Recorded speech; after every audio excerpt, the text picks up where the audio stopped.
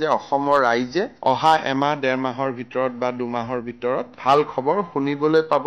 আজি আমাৰ কেবিনেটে সিদ্ধান্ত গ্ৰহণ কৰে যে 10,601 কোটি টকাৰ বিনিয়োগ কৰা হ'ব।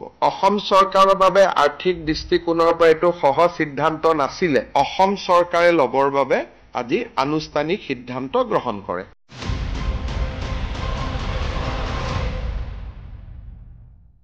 বহু দিনৰ পৰা ভাৰত চৰকাৰৰ লগত আমাৰ আলোচনা হৈ আছিল নামৰূপ সাৰ কাৰখানাক উজ্জীৱিত কৰাৰ কাৰণে আৰু চতুৰ্থ ইউনিটটো স্থাপন কৰাৰ কাৰণে। কিছুদিন আগতে প্ৰধানমন্ত্ৰী নৰেন্দ্ৰ মোদী ডাঙৰীয়াক মই সাক্ষাৎ কৰাৰ সময়ত তেখেতক মই অনুৰোধ কৰিছিলো ফেব্ৰুৱাৰীৰ 25 তাৰিখৰ আগতে এডভান্টেজ অসমৰ আগতে এটা হিন্দুস্তান ফাৰ্টিলাইজাৰ বা ব্ৰহ্মপুত্ৰ ভেলী ফাৰ্টিলাইজাৰৰ ওপৰত যাতে এটা সিদ্ধান্ত হয়। কেন্দ্ৰীয় বিত্তমন্ত্ৰী নিৰ্মলা সীতাৰমণক প্ৰধানমন্ত্ৰী এই দিশটো চাবৰ কাৰণে এটা দায়িত্ব দিছিল। তেখেতসকলে সাৰ কাৰখানাটো কেনেকৈ পুনৰ উজ্জীৱিত কৰিব পাৰি তাৰ বাবে তেওঁলোকে এটা ইতিমধ্যে প্ৰকল্প প্ৰতিবেদন প্ৰস্তুত কৰিছে আৰু এই গোটেই প্ৰকল্পটোত 10,601 কোটি টকা বিনিয়োগ কৰা হ'ব। আৰু ভাৰত চৰকাৰে অসম চৰকাৰলৈ এখন পত্ৰ দিছিলে যে ভাৰত চৰকাৰে এই ইউনিটটোৰ 60% মালিকনা ৰাখিব আৰু 40% মালিকনা ৰাজ্য চৰকাৰে ৰাখিব লাগিব। আৰু ৰাজ্য চৰকাৰে যদি 40% মালিকনা আৰু বিনিয়োগ কৰিবলৈ সন্মত হয় তেতিয়া ভাৰত চৰকাৰে প্ৰকল্পটো আগুৱাই লৈ যাব। আজি আমি ৰাজ্যৰ কেবিনেটে নামৰূপ সাৰ কাৰখানাৰ চতুৰ্থ ইউনিট যিটো 10,601 কোটি টকা দি ব্যয় কৰা হ'ব তাৰে 40% ওনাৰশ্বিপ অসম চৰকাৰে ল'বৰ বাবে আজি আনুষ্ঠানিক সিদ্ধান্ত গ্ৰহণ কৰে। আৰু মই ভাবো যে এই সিদ্ধান্তটো ভাৰত চৰকাৰক জনাই দিয়াৰ পিছতে বাকি আনুষ্ঠানিকতা ভাৰত চৰকাৰে ক্ষিপ্ৰ কৰি তুলিব। তেওঁলোকে আমাৰ সিদ্ধান্তটোলৈকে অপেক্ষা কৰি আছিলে।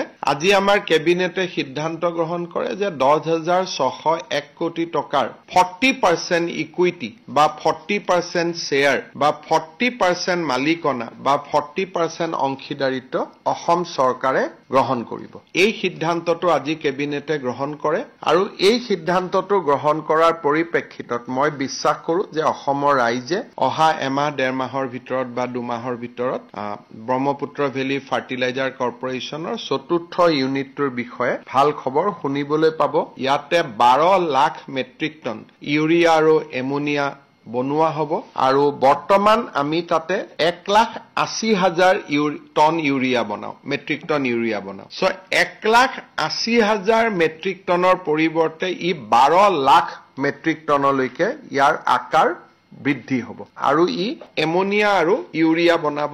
আৰু অসম চৰকাৰৰ বাবে আৰ্থিক দৃষ্টিকোণৰ পৰা এইটো সহজ সিদ্ধান্ত নাছিলে, কিন্তু কাৰণ 40% মানে আমাৰ বিনিয়োগ 4,000 কোটি টকা হ'ব। গতিকে এইটো বহুত আমাৰ কাৰণে বা আমাৰ দৰে এখন ৰাজ্যৰ বিত্তীয় দিশৰ পৰা এইটো ইমান এটা ক'ব গ'লে খুব সহজ সিদ্ধান্ত নাছিলে, কিন্তু যাতে নামৰূপৰ সাৰ কাৰখানাটোক আমি পুনৰ উজ্জীৱিত কৰিব পাৰো সেইকাৰণে আজি ৰাজ্য চৰকাৰে 40% মালিকনা ল'বৰ বাবে সিদ্ধান্ত গ্ৰহণ কৰে। এতিয়া আমি এই পত্ৰ ভাৰত চৰকাৰক পঠিয়াই দিয়াৰ লগে লগে মই ভাবো যে নামৰূপ সাৰ কাৰখানাক উজ্জীৱিত কৰাৰ দিশত ভাৰত চৰকাৰে সিদ্ধান্ত ল'ব পাৰিব।